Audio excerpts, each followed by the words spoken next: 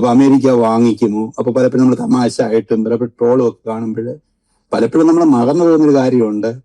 America വാങ്ങിച്ച ഒട്ടനവധി territory ഉണ്ട് മുൻകാലങ്ങളിൽ. അതായത് മെക്സിക്കോയുടെ വാങ്ങിച്ച 15ഓളം സ്റ്റേറ്റ്സ് ഉണ്ട്. ഫ്ലോറിഡ വാങ്ങിച്ച സ്പെയിനിൽ നിന്ന് വാങ്ങിച്ചതാണ്. അലാസ്ക USSRന്റെ നിന്ന് വാങ്ങിച്ചതാണ്.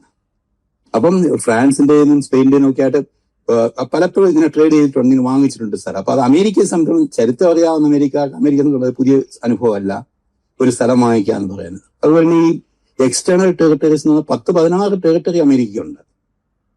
ഉദാഹരണത്തിന് ഇവിടെ ഈ പറയുന്ന പോർട്ടറിക്കോ അല്ലെങ്കിൽ US വെർജിൻ ഐലൻഡ്സ്, ഗുവാം എന്ന് പറയുന്നത് ചൈനയെ മാത്രം ലക്ഷ്യം വെച്ചിട്ടുള്ളതാണ്. ഓസ്ട്രേലിയക്കടുത്ത് US ഐലൻഡ്സ് എന്ന് പറയുന്ന ഭാഗമൊക്കെയുണ്ട്. അപ്പൊ അങ്ങനെ പറയുമ്പോൾ നമുക്കിതൊരു ഒരു ഒരു എന്താ പറയുന്ന ഒരു വാർത്തയായിട്ട് കേൾക്കുമ്പോൾ പെട്ടെന്ന് തോന്നുന്നത് അമേരിക്ക ട്രംപ് ബലം പ്രയോഗിച്ച് വാങ്ങിക്കാൻ പോവുകയാണോ എന്ന് തോന്നുന്നു.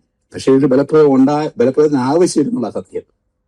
കാരണം ഈ ഒരു ഏരിയ എന്ന് പറയുന്നത്, ടെറിട്ടറി എന്ന് പറയുന്നത് ഇവിടെ 55,000 ഇൻഹാബിറ്റൻസേ ഉള്ളെങ്കിലും അമേരിക്കയുടെ വളരെ തന്ത്രപ്രധാനമായിട്ടുള്ള ഈ ഡിഫൻസിന്റെ ബേസ് അവിടെയാണ്.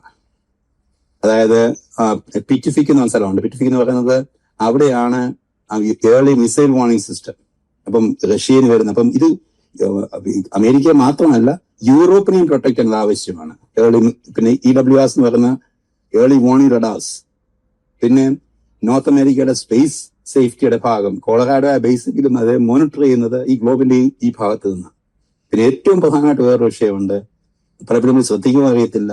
മിക്ക ലോകത്തെ എല്ലാ രാജ്യങ്ങൾക്കും ഉള്ളത് മിലിറ്ററി, ആർമിയും നേവിയും എയർഫോഴ്സുമാണ്. പക്ഷെ ട്രംപിന്റെ കഴിഞ്ഞ കാലത്ത് അമേരിക്കയ്ക്ക് 4ാമത് ഡിവിഷനുണ്ട്, സ്പേസ് ഫോഴ്സ്. സ്പേസ് മാനേജ് ചെയ്യുന്നൊരു ഫോഴ്സ്. അതാണ് ഏറ്റവും ശക്തമായ സാധനം എന്ന് പറയുന്നത്.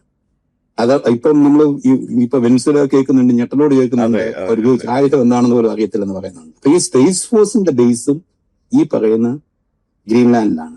പക്ഷെ ഇവിടെ നമ്മൾ പറ്റിയ ഒരു തെറ്റെന്ന് പറയുന്നത്, പിന്നെ ഡെൻമാർക്കിനെ കുറിച്ച് നോക്കണം. ഡെൻമാർക്ക് എന്ന് പറയുന്നത് അത്ര വലിയ രാജ്യമൊന്നുമല്ല. $400 ബില്യൺ മാത്രം GDP ഉള്ള ഏകദേശം 6 ലക്ഷം ആൾക്കാർ മാത്രമുള്ള രാജ്യമാണ്.